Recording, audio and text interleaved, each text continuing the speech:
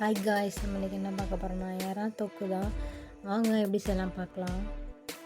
First வந்து நான் வந்து இறா வந்து க்ளீன் பண்ணி எடுத்துருக்கேன். பக்கத்தில் இருக்கிறது வந்து இறாவோட தலை, எதுவுமே க்ளீன் பண்ணி எடுத்து வச்சுருக்கேன்.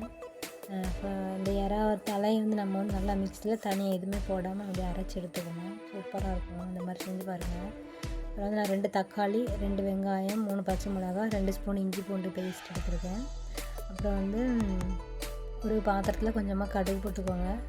அதனால் வெடித்ததுக்கப்புறம் நம்ம சும்மா ரஃப்பாக வெட்டி வச்சுருக்கிற வெங்காயம், அந்த பெரிய வெங்காயம் தான். சின்ன வெங்காயம் கூட செய்யலாம், நல்லாயிருக்கும். வெங்காயம் வந்து நல்லா எண்ணெயில் வதக்கிக்கோங்க. கொஞ்சமாக உப்பு போட்டு வதக்குனீங்கன்னா சீக்கிரமாக வதங்கிடும். இந்த மாதிரி வச்சு பாருங்கள், சூப்பராக இருக்கும். அந்த இறாவோட தலை ஹெட்டை வந்து எப்போவுமே அதை வந்து அரைச்சி தான், குழம்பா இருந்தாலும் சரி, இந்த மாதிரி தொக்காக இருந்தாலும் சரி, அரைச்சி போட்டு பாருங்கள், சூப்பராக இருக்கும்.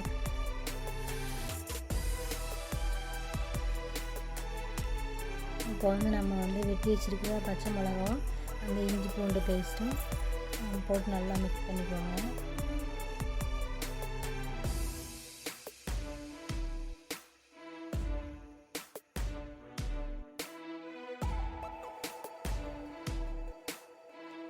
அப்புறம் வந்து நம்ம நறுக்கி வச்சுருக்கோம் இல்லையா தக்காளி, அந்த தக்காளி கூட சேர்த்து ஆட் பண்ணிக்கோங்க.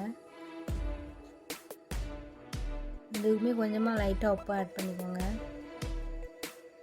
பார்த்திங்கன்னா நான் அந்த அந்த தலையை வந்து கரண்ட் இல்லாதனால மிக்சியில் அரைக்க முடியல. மிக்சியில் அரைச்சிங்க அப்படின்னா அந்த இதோட கால் எல்லாமே நல்லா அரைஞ்சிரும்.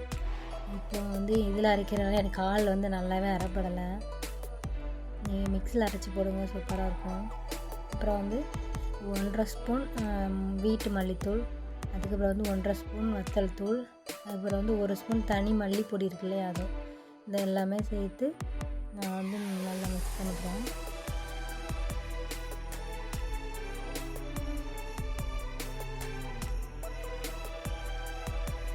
அந்த மல்லி மசாலாவோட பச்சை ஸ்மெல்லாம் போகிற வரைக்கும் லைட்டாக அது வதக்கி விட்டுக்கோங்க.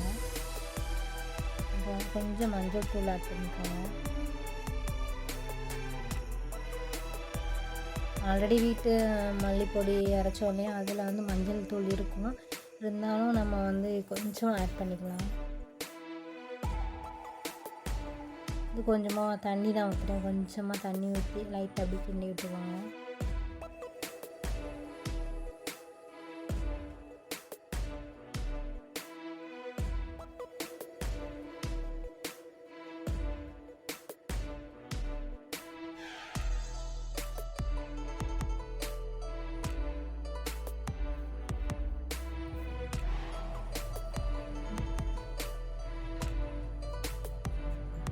இப்போ வந்து நம்ம க்ளீன் பண்ணி வச்சுருக்கோம்ல இந்த இறா, அது வந்து கொஞ்சம் கூட திருப்பி தண்ணி ஊற்றிருந்தேன். தண்ணி ஊற்றி அந்த இறா வேகிற அளவுக்கு தண்ணி வேணும் இல்லையா, அதனால் கூட கொஞ்சம் தண்ணி ஊற்றி இறா வந்து இப்படி போட்டுடலாம். தண்ணி கொதிச்சதுக்கப்புறம் தான் போடணும், ரொம்ப தண்ணி தேவைப்படும், கொஞ்சம் ஊற்றினா போதும்.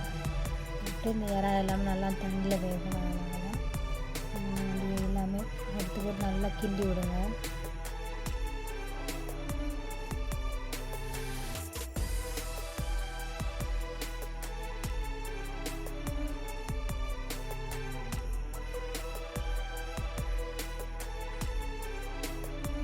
நல்லா இந்த இறா வந்து நல்லா வந்து மிக்ஸ் பண்ணிக்கோங்க மசாலாவோட. இப்போ வந்து நம்ம கொஞ்சமாக உப்பு போட்டுக்கோங்க. நான் 1.5 ஸ்பூன் உப்பு எடுத்திருக்கேன். 1.5 ஸ்பூன் உப்பு போட்டு நல்லா மிக்ஸ் பண்ணிக்கோங்க. அப்புறம் வந்து நம்ம அரைச்சோம் இல்லையா அதோட தலை, இது எல்லாமே போட்டு சேர்த்து நல்லா மிக்ஸ் பண்ணி கொதிக்க விட்டுருங்க. பட் இந்த தலை வந்து நீங்கள் மிக்சியில் அரைக்கணும், இந்த மாதிரி அரைக்காதீங்க. ஏன்னா இந்த மாதிரி சாப்பரில் போட்டிங்க அப்படின்னா வந்து சாப் தான் சின்னதாக அப்படி பண்ணி கொடுக்கும், ஏதாவது நல்லா ஃபைன் பேஸ்ட்டாக அது அரைக்காது. அதோட கால் வந்து அப்படியே கிடக்கும். அதனால தான் நீங்கள் வந்து மிக்ஸி ஜாரில் அரைச்சி போடுங்க. கரண்ட் இல்லாதனால தான் இதை வந்து இந்த மாதிரி சாப்பரில் போட்டு அரைச்சேன். இந்த மாதிரி குழம்பு வந்து நல்லா கொதித்து இந்த மாதிரி கரெக்டாக வந்ததுக்கப்புறம் நீங்கள் வந்து லைட்டாக கருவேப்பிலை மேலே தூவி விட்டு இறக்குனீங்க அப்படின்னா நல்லாயிருக்கும். நீங்கள் இது மாதிரி உங்கள் வீட்டில் செஞ்சு பாருங்கள், கிட்ஸுக்கெலாம் கொடுத்து பாருங்கள், விரும்பி சாப்பிடுவாங்க. சப்ஸ்கிரைப் பண்ணுங்கள், ஷேர் பண்ணுங்கள். Thank you all.